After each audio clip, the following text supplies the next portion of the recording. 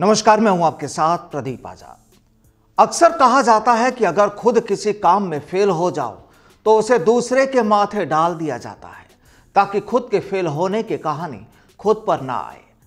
लेकिन जनाब, जब आप किसी काम को हाथ में लेते हैं और खुद फेल हो गए तो फिर उसके बाद ही तो मामले को दूसरे के माथे डाला गया।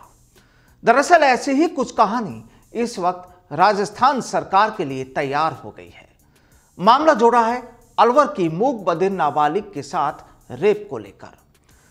7 दिन पहले अलवर में यह घटना सामने आई थी और उसके बाद से ही सरकार और पुलिस प्रशासन की मुश्किलें बढ़ गई।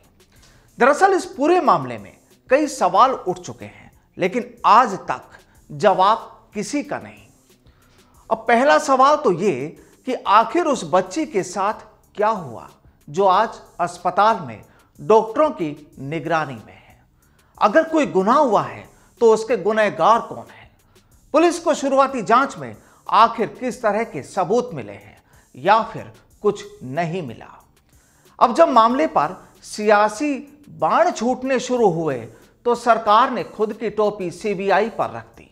तो क्या यह माना जाए कि राजस्थान पुलिस में ऐसे कोई अधिकारी नहीं जो पूरे मामले का राजफाश कर सके? जबकि ऐसा नहीं है। राजस्थान पुलिस में आज भी कई काबिल अफसर हैं। आपको याद होगा सुमेधा दुर्लभ जी अपहरण कांड, आपको याद होगा मिहिर जैन अपहरण कांड, आपको याद होगा कोटा का अंकुर पाड़िया मामला, जयपुर बम ब्लास्ट मामला जैसे कई बड़े मामलों का राजफाश किया गया था राजस्थान पुलिस के द्वारा। और इन्हें किसी और ने नहीं बल्कि इनका खुलासा करने वाली भी हमारी राजस्थान पुलिस ही थी। तो फिर सवाल ये कि क्या सरकार को अब अपनी ही पुलिस पर भरोसा नहीं रहा? आपको बता दें कि गृह विभाग ने केंद्रीय कार्मिक मंत्रालय को अलवर केस सीबीआई को सौंपने की अधिसूचना और केस के दस्तावेज भेज दिए हैं और अब इस पूरे मामले में गेंद केंद्र के पाले में फेंक दी गई है।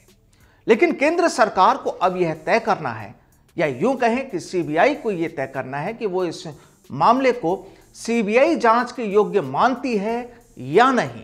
और जाहिर है कि इस मामले को सीबीआई को सौंपने से मौजूदा पुलिस की जांच की स्पीड भी कम हो गई है और अब अलवर मामले में केंद्र के रुख का इंतजार है।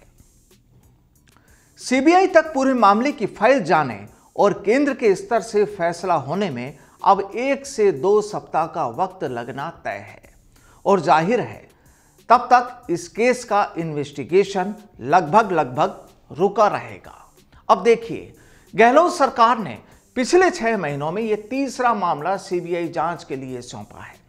हाल ही में जोधपुर के history sheeter lovely Kundara encounter की जांच सीबीआई को दी गई थी। पिछले साल मई में बाड़मेर में कमलेश प्रजापति एनकाउंटर की जांच भी सीबीआई को दी गई थी। और हां, चूरू के थानाधिकारी विष्णुदत्त आत्महत्या मामला भी तो सीबीआई के हवाले किया जा चुका है। और अब कहानी अलवर की मूक बधिर बच्ची के साथ वारदात की। तो क्या कहा जाए, अब एक तरफ कांग्रेस के खिलाफ हर सियासी पार्टी और उनके नेता, तो दूसरी तरफ पुलिस के बयानों का लगातार यू टर्न।